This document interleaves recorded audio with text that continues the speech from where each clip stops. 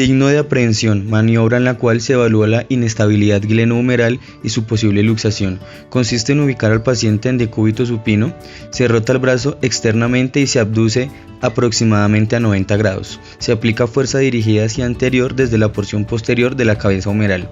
Se considera positivo en el momento en el que el paciente realiza una contracción muscular súbita y brusca del hombro en defensa para prevenir la luxación o experimenta dolor al hacerlo.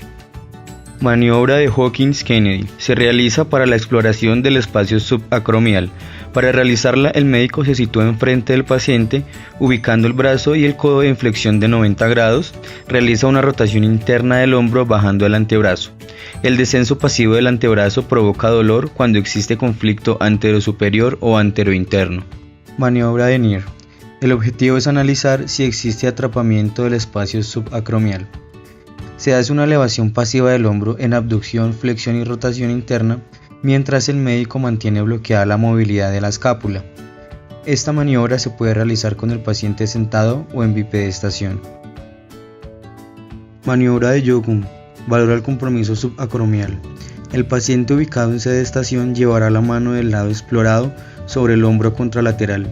El médico colocará una mano fijando la escápula y la otra en el codo del paciente, elevándolo de manera pasiva sin elevar el hombro. La presencia de dolor en la región anteromedial indicará lesión del espacio subacromial. Maniobra de Herbert. Esta maniobra explora el tendón del músculo subescapular. El paciente debe realizar la rotación interna del hombro hasta poner su mano sobre la espalda. En este caso, el médico ubica una mano sobre la escápula y la otra sobre el tercio distal del antebrazo. Se pide al paciente que separe la mano de la espalda mientras el médico resiste el movimiento. Se hará positiva la prueba cuando el paciente sea incapaz de separar la mano de la espalda o aparezca dolor. Maniobra de Jergason. Se evalúa la porción larga del tendón del bíceps braquial. Con el hombro comprometido en posición neutra al costado del cuerpo, el codo flexionado a 90 grados y el antebrazo en completa pronación, se solicita al paciente que realice una supinación del antebrazo mientras el médico realiza una fuerza contraria. Se considera prueba positiva si el paciente refiere dolor en la parte anterior del hombro durante la maniobra.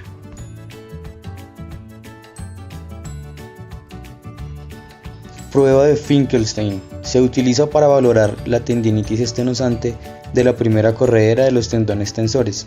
Se ubica el dedo medio de la mano con el puño cerrado sobre el pulgar y se desplaza sobre la articulación de la muñeca hacia cúbito.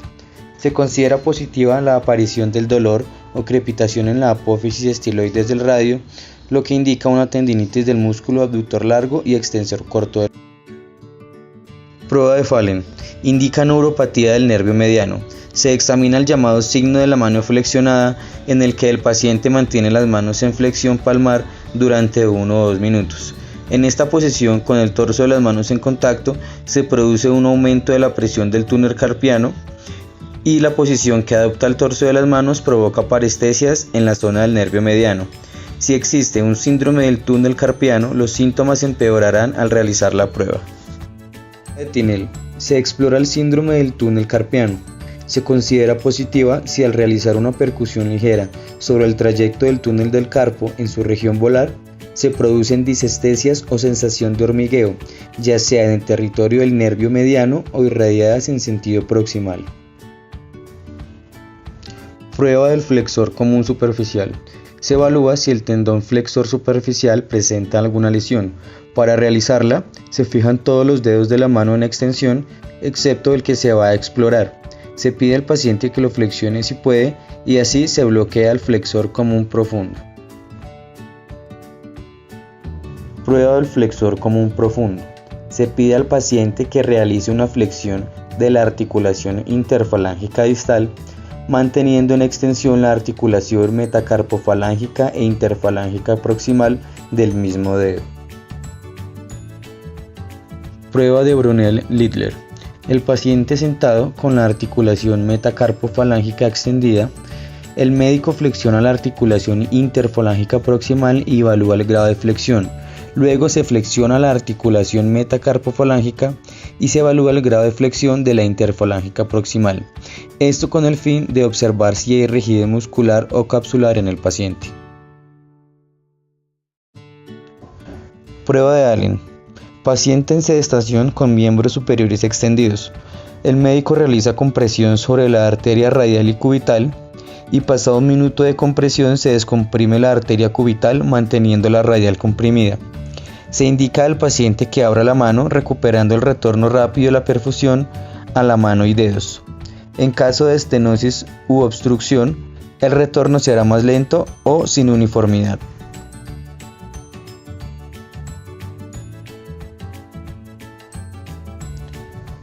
Maniobra de Trendelenburg. El médico se ubica posterior al paciente que se encuentra en bipedestación. Se indica que levante una pierna flexionándola por las articulaciones de la rodilla y la cadera.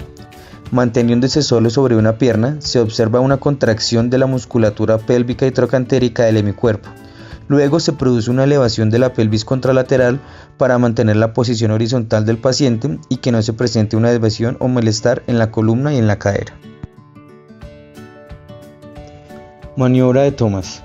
Se usa para evaluar la contractura de los flexores de la cadera. Se ubica al paciente en decúbito supino y el médico a un lado. Se indica que levante la rodilla hasta la altura del pecho y se debe mantener el muslo contralateral sobre la camilla. La prueba se hace positiva si el muslo contralateral es incapaz de mantenerse estático y se produce su elevación. Maniobra de Daly.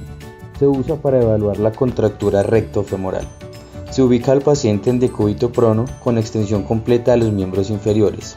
Se lleva a flexión pasiva de la rodilla hasta su máxima y se observa si la cadera contralateral hace un pequeño movimiento haciéndose positiva la maniobra, lo que quiere decir que la cadera contralateral hace una flexión.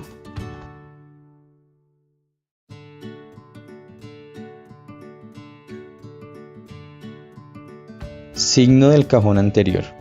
El objetivo es evaluar la integridad del ligamento cruzado anterior. Se ubica al paciente en decúbito supino flexionando la rodilla a 90 grados. Apoyamos el pie deslizando luego la tibia hacia la parte anterior. Cuando se hace positivo, la tibia realiza un movimiento excesivo hacia anterior, siendo posible una lesión del ligamento cruzado anterior. Signo del cajón posterior. El objetivo es evaluar la integridad del ligamento cruzado posterior. Se ubica al paciente en decúbito supino con rodilla flexionada a 90 grados y pie apoyado. Fijando el pie se desliza la tibia hacia la parte posterior y se hace positivo cuando la tibia hace un movimiento excesivo hacia posterior, siendo posible una lesión en el ligamento cruzado posterior. El objetivo es evaluar la integridad del ligamento cruzado anterior. Ubicado el paciente en decúbito supino, rodilla flexionada a 15 o 20 grados, el médico coge el fémur con una mano y la tibia con la otra. Se fija el fémur y se moviliza la tibia. Se hace positivo este signo cuando hay traslación excesiva de la tibia sobre el fémur. Maniobra de pivot shift. Se evalúa el ligamento cruzado anterior. Paciente ubicado en decúbito supino. El médico ubicará una mano en la parte distal de la pierna y la otra mano en la cara externa proximal de la pierna con el pulgar en la cabeza del peroné. Se realiza una rotación interna mientras se lleva la pierna desde la extensión a la flexión de cadera aproximadamente 45 grados. Se hace positivo cuando se evidencia una subluxación de la tibia en relación al fémur. Signo de Apley. Se evalúa la integridad de meniscos y de estructuras capsuloligamentosas. Se ubica al paciente en decúbito ventral y su rodilla en flexión a 90 grados. El médico fija el muslo contra su pierna y se realiza rotación traccionándola y después presionándola. Si se evidencia dolor a la tracción, indicaría alteración de la cápsula y sus ligamentos. Si se evidencia dolor a la presión y rotación interna, indicaría lesión del menisco medial, y a la presión y rotación externa indicaría lesión del menisco medial. Signo de bostezo. Se evalúan los ligamentos colaterales de la rodilla. Ubicado el paciente en decúbito supino, el médico tomará el miembro inferior del paciente y presionará la parte externa cuando se quiera evaluar el ligamento colateral medial. En este caso, con ligera flexión se escucharán pequeños bostezos que pueden ser normales. Si el paciente sigue presentando más de esos bostezos, se hará la prueba anormal. Para evaluar el ligamento externo, se flexionará y presionará hacia el lado contrario. Maniobra de McMurray. Evalúa la integridad de los meniscos. El paciente ubicado en decúbito supino y la articulación de la rodilla y la cadera totalmente flexionadas, el médico tomará con una mano la rodilla y con otra el pie, realizando una rotación externa o interna del muslo, manteniendo la posición de la pierna y efectuando una extensión hasta obtener un ángulo de 90 grados. La aparición de dolor durante la extensión de la rodilla en rotación externa y en abducción del muslo indicaría una lesión del menisco interno, mientras que en rotación interna indicaría lesión del menisco externo. Maniobra de Slocum. Se utiliza para evaluar una inestabilidad rotatoria anterolateral o anteromedial de la rodilla. Se ubica al paciente en decúbito supino, con pie apoyado y rodilla flexionada en 90 grados. El médico abrazará con ambas manos la epífisis proximal de la tibia, con los pulgares ubicados sobre la cara anterior de la interlínea para sentir el grado de traslación anterior, traccionando en sentido anterior de la tibia. Se hará positiva cuando se aprecia la traslación anterior excedida del extremo proximal de la tibia respecto a los cóndilos femorales, lo que indica una inestabilidad rotatoria anteromedial en rotación externa o anterolateral en rotación interna.